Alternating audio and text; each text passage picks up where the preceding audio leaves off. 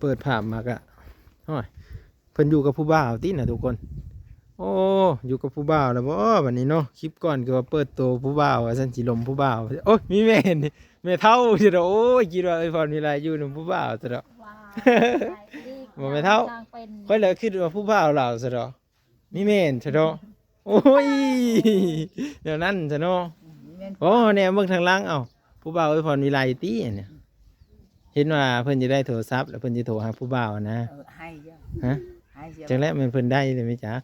มันเพิ่นมีข่าวดีแล้วไหมจ๊ะนี่ยังบ่เพิ่นมีไร อะไร ยังไม่ได้เพิ่นว่าสิขาย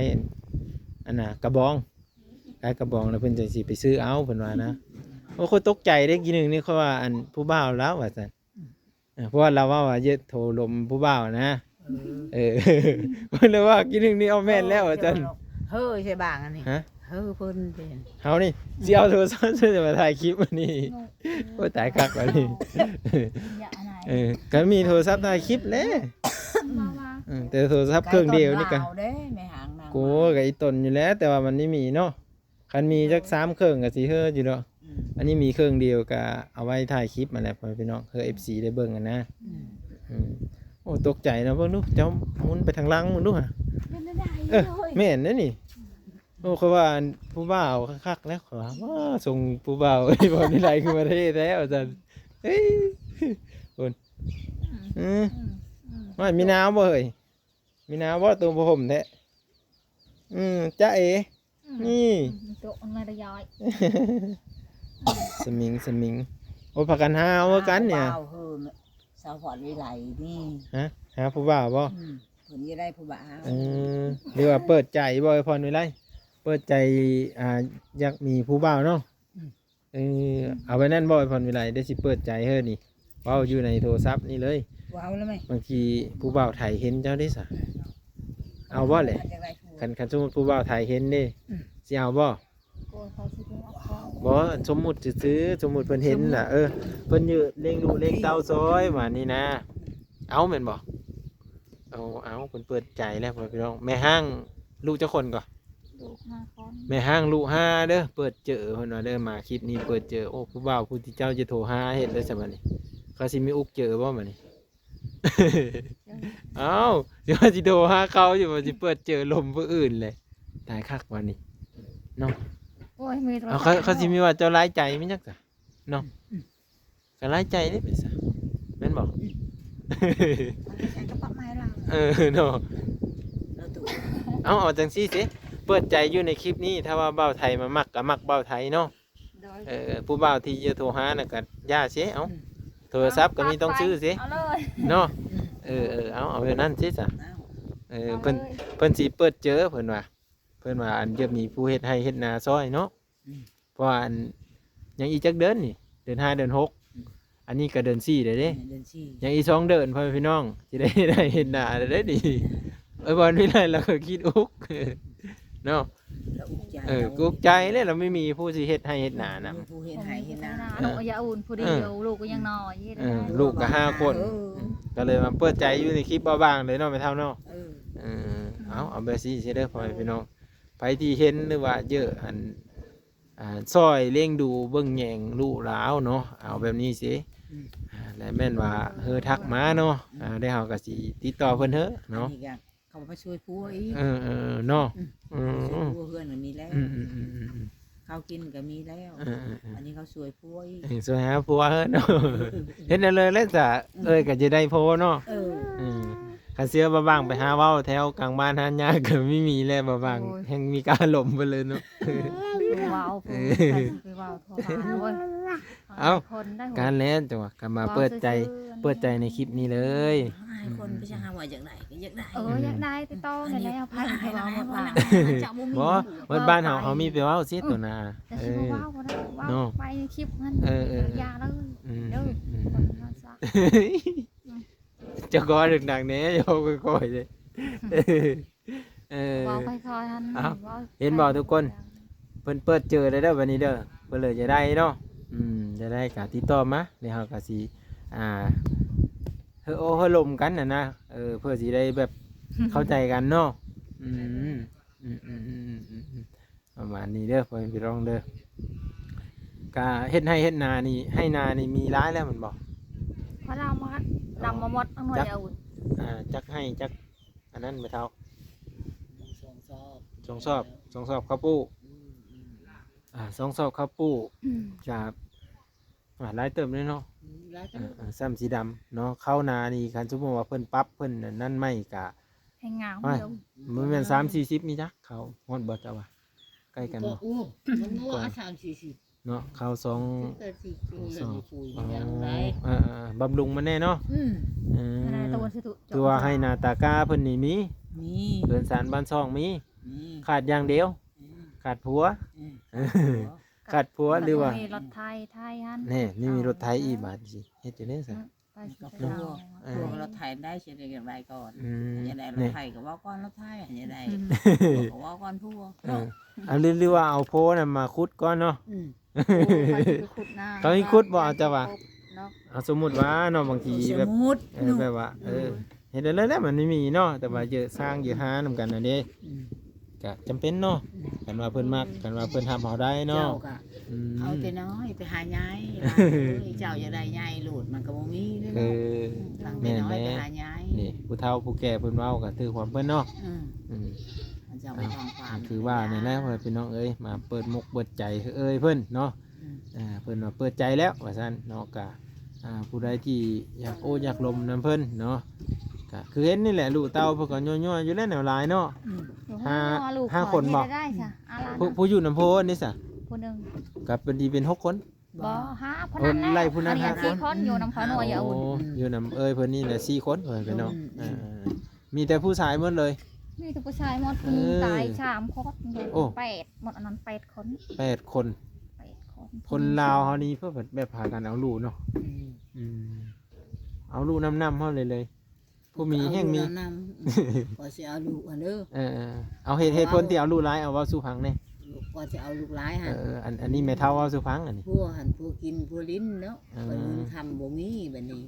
เขาสิกินก็บ่มีลูกกันได้หน้าก็บ่ได้เฮ็ด แต่ตะกี้พรนี่ไหลนี่ไปอยู่น้ำเพิ่นบ่อยู่โพกันอยู่พี่ช่องคือได้เพิ่นตีอยู่นี่ได้อันนี้ก็พัวตีแล้วมันแกว่งลงตารางได้ ตีเมนี่นะแกล้งเมนี่ว่าเจ้าก็เพิ่นแกล้งปานนั้นบ่ น่ะเจ้าบ่ฮู้มือแล้วเขาตีเจ้าบ่ฮู้มือไปสั่งถ้วยใส่หั่นไปเก็บเอาเจ้าจักเราพอใส่ ผู้นั้นไปเก็บเอา นั่น ก็คิดว่าลูกหลานบ้านตัวเองประมาณนี้เนาะ ลูกล่ะนึงมาลูกหลานตัวเองทำมาแล้วเป็นนายบ้าน โอ้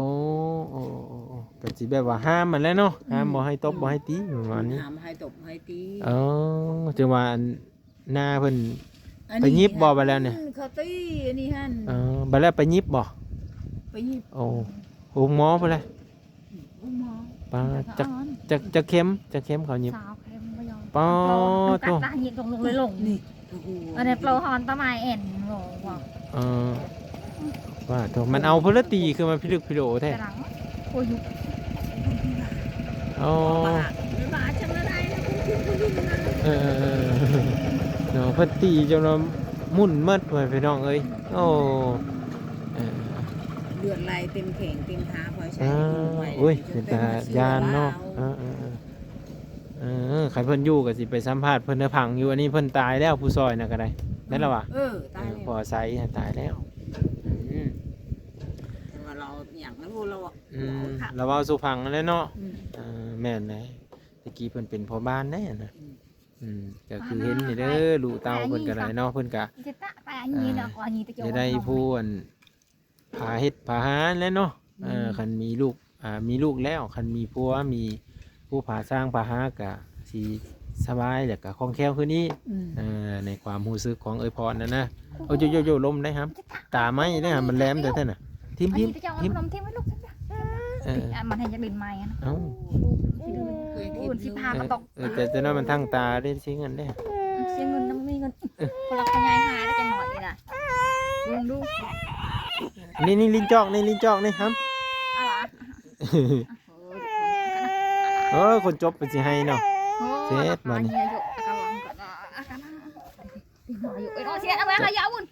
จักปีแล้วมันนี่ฮะ3 ปีเนาะ 4 ปีตึกไกลๆว้าว เอามากระพอแล่นได้แล้วทำนี้เนาะใครว่า จะไม่ได้เฮอไปลิ้นน้ำหมู่บ่ซะ อ๋อ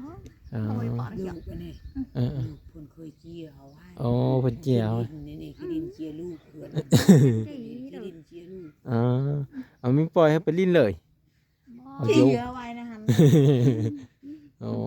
ปลามันลิ้นขี้ตมกินขี้ดินอยู่แล้วมันยังบ้านเฮานั่นจักสิว่านั่นเลยเนาะคันแบบว่ามันลิ้นขี้ดินลิ้นขี้ตมพยาธิก็ไม่มีคือว่าเนาะอันนี้นั่นคือเลี้ยงลูกทำชนบทเด้อทุกคนเว้าสู่ผังนะบางคนน่ะขี้ตมเพิ่นแล้วก็ปลาเอิ้นแมบอยู่อันจงโง่เนาะอันจำหมูน้อยพุ่นแหละฮะ จะเห็นน่ะลูกเขานะ เด้อ ไฟน้อยบ้านน้อย มันน้อยนี่เขาเห็นเลย จะเห็น ไม่เห็นแหละ ไม่ทราบ มันเป็นอะไร บดจักขี้ต้มบดจักพี่สั่งจักพี่สั่งกงพันนึง มันยุ่งกันเนาะค่ำมาแล้วก็มากินข้าวแล้วก็นอนที่มอนนะ ข้าวพ่อแม่เขาอยู่ซึ่ง เนี่ย พออาบน้ำให้เด้ บางคนเขามีส่วนเจอลูกอีหลีใด ก็ไม่ใช่ มันเป็นแนวนั้นแหละ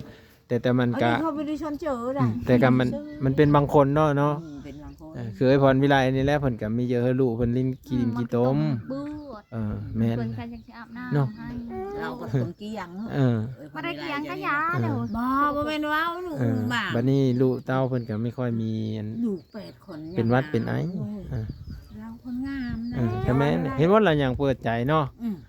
แต่ว่า FC นี่ผู้ใดอยากอยากล้มเนาะอยากทำความรู้จักกับเพิ่นเนาะก็คือทักมาหาได้พ่อแม่พี่น้องแล้วว่างๆก็จะมาเว้าสู่เพิ่นฟังแล้วก็สิโทรเฮาเว้ากันเลยนะเพื่อสิได้เฮาเจอกันเนาะแต่ว่า 100% เปิดใจเลย อยากได้ผัว โดย โอเคจ้ะขอนี่เลยเปิดใจเด้อเว้าตรงๆว่านี่เลยพ่อแม่พี่น้องเพราะว่าเพิ่นก็ ให้วาวดังวาวไป บอกกับแบบว่าเว้าค่อยแหละ FC เพิ่นมีได้ยินน่ะนะ ได้ยิน แบบว่าเขาไม่ได้มีใหม่อย่างนี้ บ้านจะเอา เปิดมุกเปิดใจแล้ว แม่น เ น่ะ เท่าแล้ว ก็ไม่เท่านี่หูจักนำแน่เป็นสักขีพยานเนาะที่ประมาณนี้แต่ว่า2คนน่ะไปเสร็จแล้ว ไปหาขี้ตก ไปหาขี้ตก ลูกไปไม่ได้อยู่เมื่อวาน เนี่ย นี้ก็ อันเจ้าเฮ็ดขี้ตกน่ะเอาไปขายแหละ ยังมันมีตอกเบาๆ เนี่ยเขาไม่ได้ไปในเมืองซ้ำว่าสิซื้อผ่อนมาเฮิรนน่ะขอโทษหลายๆถือว่าผิดนัดเด้อตัวนั้นเด้อ ก็คือเพิ่นน่ะเดี๋ยวพาซื้อพรแต่ว่าเฮานั้นไม่ได้เฮาไปในเมืองอะนะ ชื่ออะไรเด้อช่องทองไปมอง แต่คันเฮาไม่ได้เฮาไปก็ไม่ได้ซื้อคือว่าแหละ ดูล้างหน้าได้เด้อ โอ้โหคือมาหลายเด้อ ไม่ซื้อให้ เออ ได้หรือเปล่า เนาะ เกาะมือหนุน ขายขี้สีจังแทนเนาะ โดย เออ กูขี้ตกคอยขาจังหน่อยเขาสิหาย ขายแล้วบ่นี่หรือหยัง ยัง โอ้ยสิไปจงไว้เฮิงแท้มันสิมีเปื่อยบ่นี่ จงไว้เลยมันมีตอก เอาไว้เลยเนาะ กระจักเอา เออ เจ้าเป็นแบบว่า เป็ดคือกัน เออ คือบ่เฮ็ด เนาะ หาเอาไปไอ้เบ้อ คันขายเมื่อนั้นสิได้ประมาณจักแสน ไปสิจักยังจัก เอาจะว่ากะได้ว่าเครื่องกระสอบนี่สิเฮ็ดได้ประมาณ10กระบองประมาณนี้ใช่ไหม 10กระบองก็แสนนึงเนาะ เช่นนั้นติเกาะเชือกตั้งแต่ยังไงไม่นี่ตั้งแต่ช็อกว่ะ คันเจ้าได้โพนี่โซนโพไปหานำบ่ โอ้ไปหาแล้วเจอไปได้บนปะ ต้องพร้อมกันไปหาเนาะ โอ้ คันโพกินเหล้าเมายาได้เอาอยู่บ่ ต่อ ไม่เอาคันแบบนั้นนะ พอแล้ว ปาร์ตี้ยังเอาบ่หรือไปลิ้นกลางค่ำกลางคืนเอาบ่เป็น มา น่ะ เอาได้ เอาไม่เอาเลยจะสิเอาไปเลยอ่ะ เอาเยอะจ้าเชื่อหน่อยแล้วไปเอาแบบไหนที่ตรงเนี้ยที่ตรงปลือนั่นแหละที่ถ่ายนี่ล่ะ ว่าภาษาลาวที่เราก็มีเข้าใจ เออ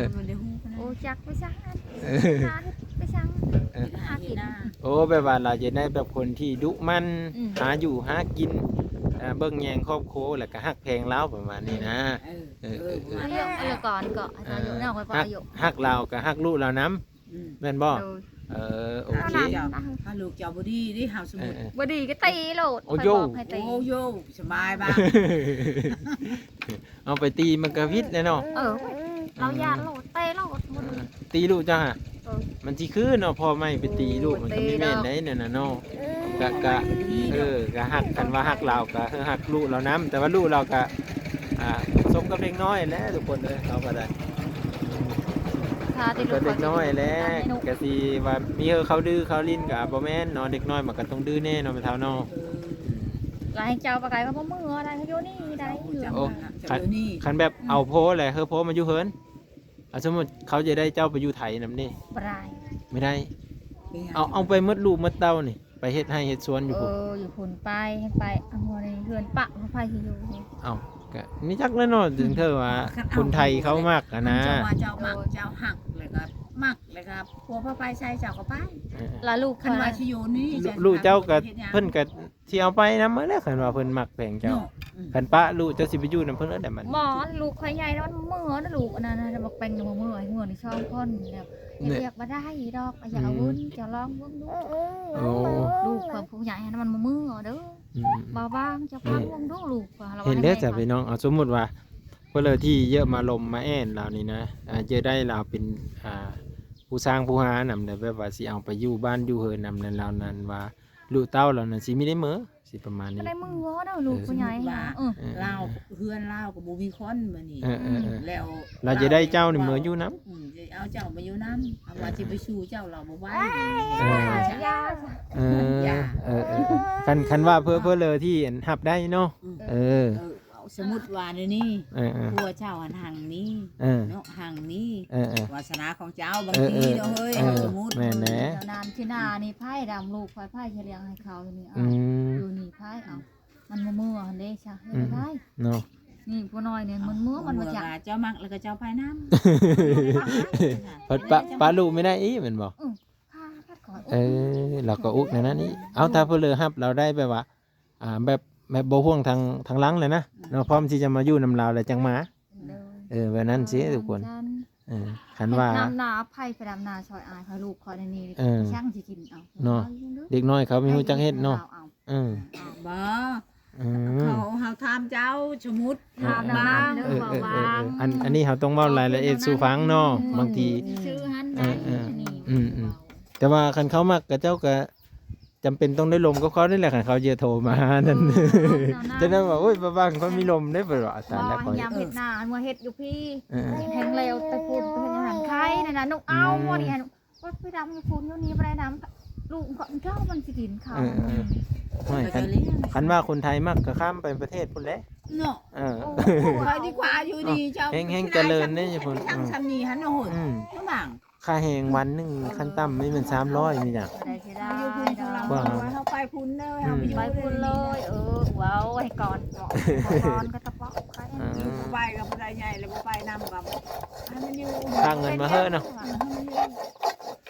บ่ไปดอกบอกฟังมีไปบ่บ่ไปไปข่าวแล้วบ่ไป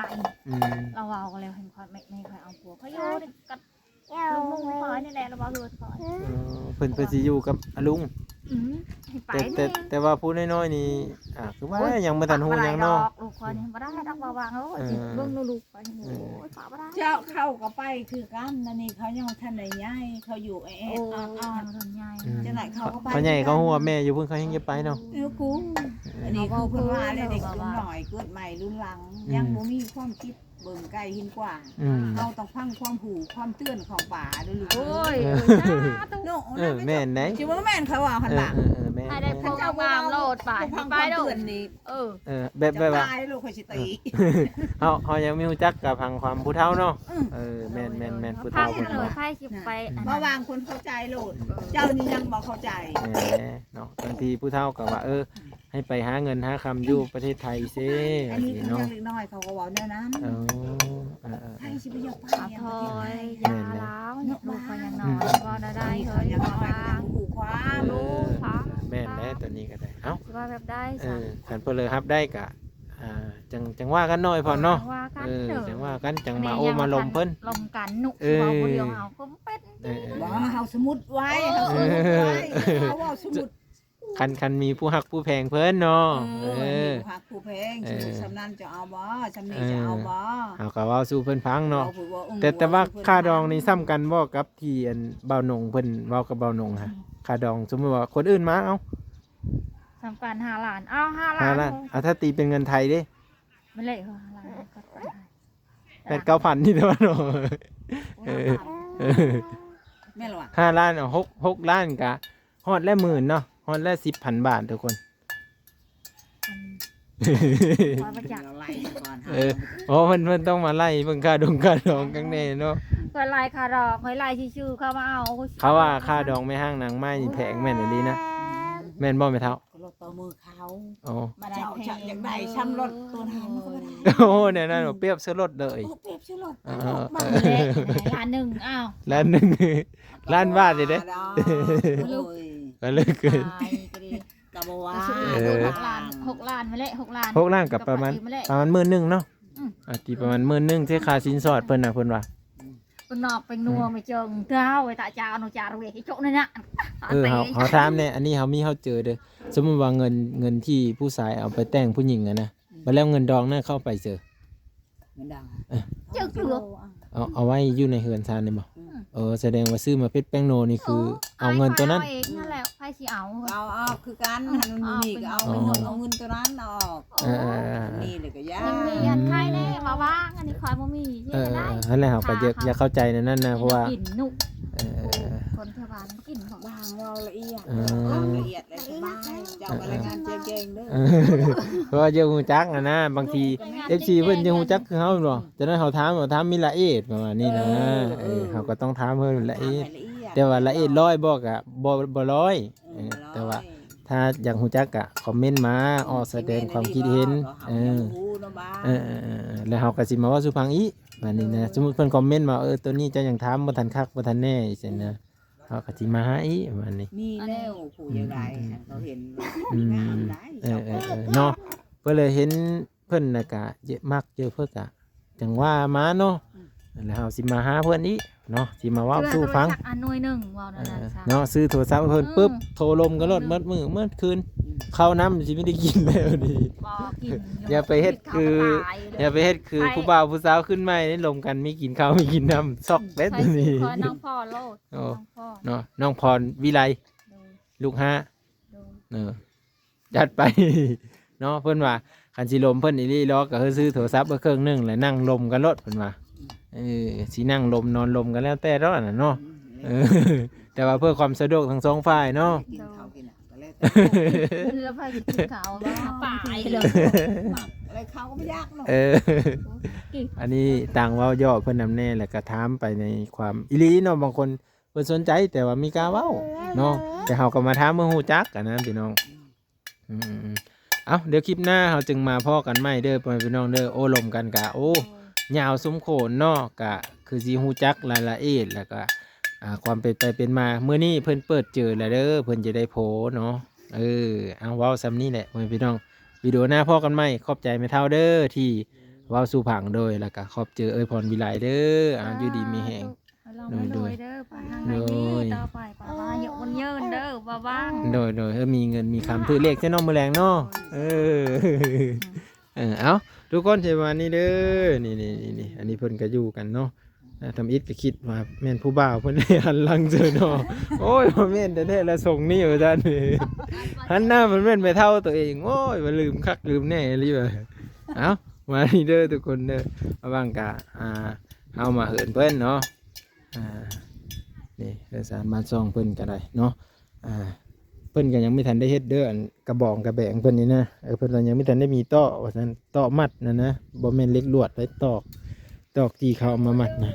นี่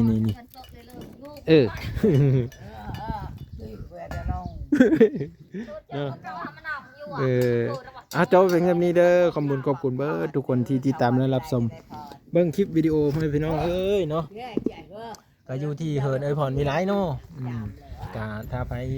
คือว่าแหละเนาะเพิ่นก็เปิดมุกเปิดใจเพิ่นอยากได้ผัวเนาะเพิ่นเปิดเจอแล้วเนาะคลิปนี้เนาะเป็นจังได๋ก็คอมเมนต์มาได้แล้วก็